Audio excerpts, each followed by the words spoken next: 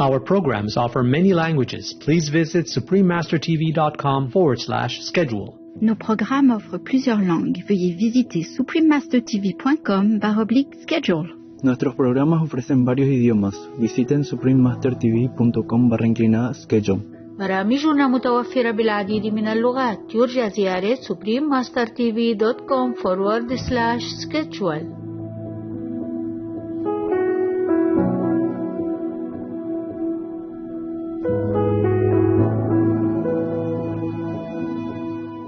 When I was dead, I perceived that God was beyond all religion, because it was beyond, the divine being is beyond all concept and understanding and containment. The word eternal itself, or infinite, means that it can't be contained within concept.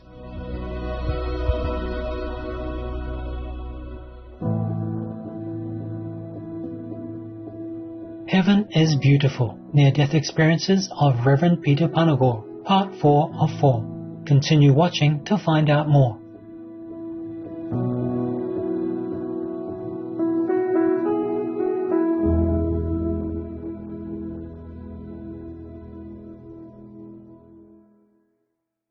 Zehwaki means hello in Otomanguean, one of the dialects of Otomi languages.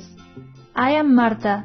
The Otomi people in Mexico is grateful for you being spiritually in tune and feeling connected with God Almighty.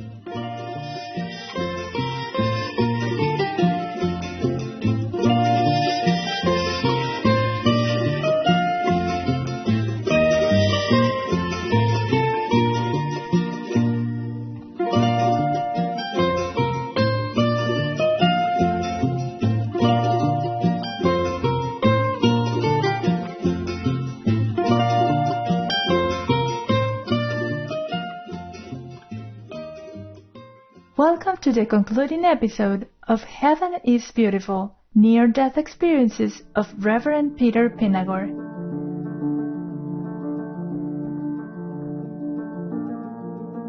Peter is an international best-selling author, professional speaker, and widely renowned devotional broadcaster who has had 2 near-death experiences that profoundly changed his life.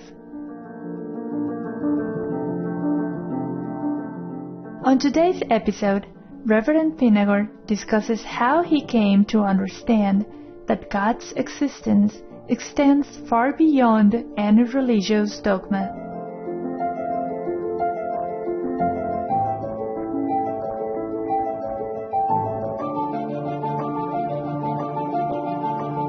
When I was dead, I perceived that God was beyond all religion, because it was beyond, the divine being is beyond all concept and understanding and containment.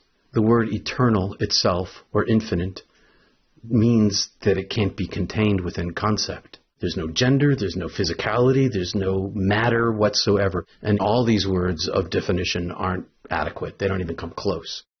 One God, oneness of being beyond capacity for humanity to understand and comprehend. It's not like the Christian God or the Muslim God or the Jewish God. Those categories didn't exist for me. The divine being is oneness of love, and that's the definition that I use the most, because it's the most universally understood. Everybody understands love, but more to the point, God is all love and beyond all love. And so when I came back, I was a person of faith and belief before I went. I came back with no faith and no belief. And not only just in religion, but in all culture and language and history and all human constructs are illusory to me. They are necessary for functionality in the world. Even language is an artificial concept. None of that is real to me. All that's real to me is the divine presence itself. And so I came back without faith or belief because I came back with knowledge. I know God is real. I'm not interested in convincing anybody because I know that I can't convince them. You can only find that on your own. But God is the reality beyond realities. And every human being has the capacity of being in the presence of the divine. Atheist, Jan, Jew, Zoroastrian, everybody, Buddhist, doesn't matter. Because at the core of the center of our being is the divine light itself. And whether you perceive it inside yourself or in any other person doesn't really matter, because that's what you are, and you'll find out the day you die.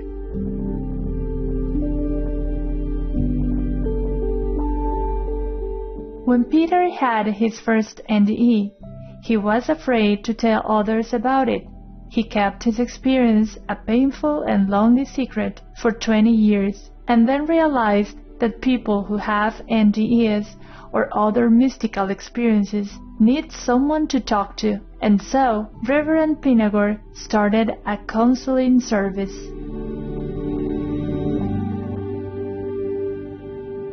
I run a global spiritual counseling service for closet mystics because I had no one to talk to for the longest time. And I know that there are mystics all over the world, and they don't know who to talk to about their divine experience. And many of them are professionals, and they're afraid that their careers will be damaged. And many of them are in relationships where their spouse or their partner can't comprehend it, and they have no one to talk to about it. So I offer myself as a counselor for them. And I've had clients in Perth and Brisbane and Istanbul and all over the world. Basically what I do is I listen and I help reflect. I help sort out the experience. I help people understand what a definition of a mystical experience is and what the varieties of it are, and help them understand how to live with it. And in the definition of mystics, I include near-death experiencers. Near-death experience is a variety of mystical experience. It's not an independent thing.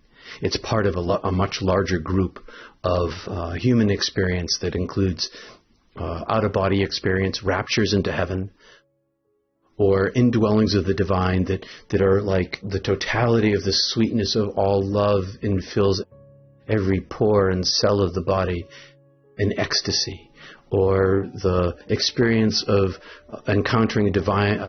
I'm here to help the individual understand how that experience is real and how to live with it.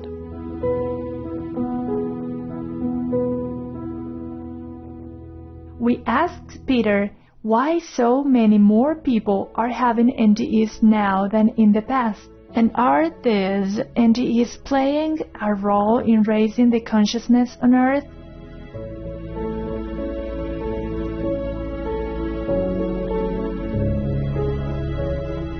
Really, the huge big difference is that in the 1960s, cardiac care came online, and medical technology, science, began raising the dead. And that technology developed over the last 50 years so that there's more capacity for saving lives, they call it, or resuscitation, but it's really raising the dead.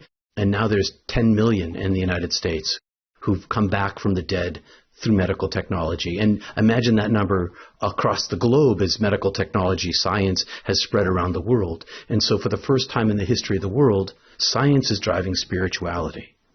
And the message that most near-death experiencers come back with is love. That's it, no matter what their experience is, whether they end up in a heaven where they're walking in a field of daisies, or they go to the place of non-being like I went, the message is love. There are those who pop out of their body at the ER and they pop right back in, and they don't go far enough to get that message. But what they do come back with is the knowledge that they're not their body. They can no longer pretend that they're made of only matter.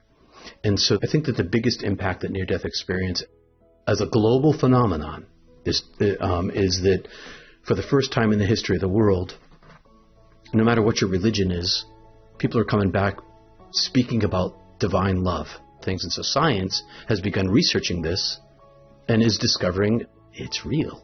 Everybody's talking about it now, and it's going to free up all of the other mystics in the world to be able to have conversations about their own spiritual experience that they've been afraid to talk about. And because so many people have had this experience globally now, near-death experience, the conversation, I hope and pray, will begin to shift on a national, international basis. and that the impact of near-death experience, based in science, can shift the conversation about what it means to be a human being in relationship to each other. And maybe finally, in the first time in the history of the world, we have the coming of the new age. And I'm encouraging everyone to talk to somebody in their own life about their mystical experience, whatever it happens to be, in order to begin a local conversation. You don't have to stand in a soapbox to talk to people. Just tell somebody you love. That's all. Somebody you trust.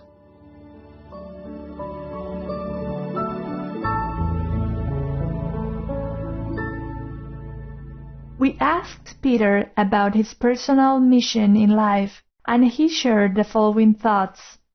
I have two missions in life. One is to be grandfather to my granddaughter, to be substitute father, to help her adjust the best that she can in the world. That's my physical mission. But my real mission in life is the mission of everybody, which is to become channels of light, to become another node of the presence of the divine in the world, to bring more light into the presence of the world by getting out of the way of the light. And I think that's everybody's mission, is to love each other. Love each other. That's the mission of life. And for those of us who are more spiritually capable, maybe born that way or find a way to become that way, to simply become a beacon. If we can each become a channel of light, a presence of the divine, then we have an opportunity to evolve spiritually. At the conclusion of the interview, Reverend Panagore had one final thought to share with our global audience. All you need to do is love. It's built into humanity. It's like if I were God and I was going to create a way for everyone to find me, I'd build something into them. And what's built into us is our capacity for love. Love each other is the simplest thing there is. You just have to love the people in your life. That's all. That's a very simple thing. Just love each other.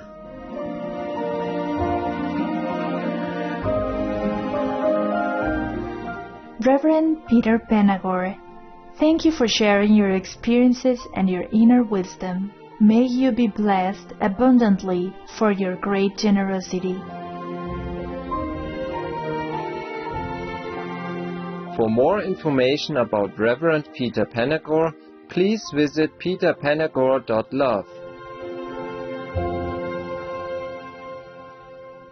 Elegant viewers, thank you for your company today during today's episode of Heaven is Beautiful, Near-Death Experiences of Reverend Peter Panagore, Part 4 of 4. Coming up next is A Prayer for Compassion, an interview with filmmaker Thomas Wade Jackson, vegan, Part 2 of 4, right after Noteworthy News.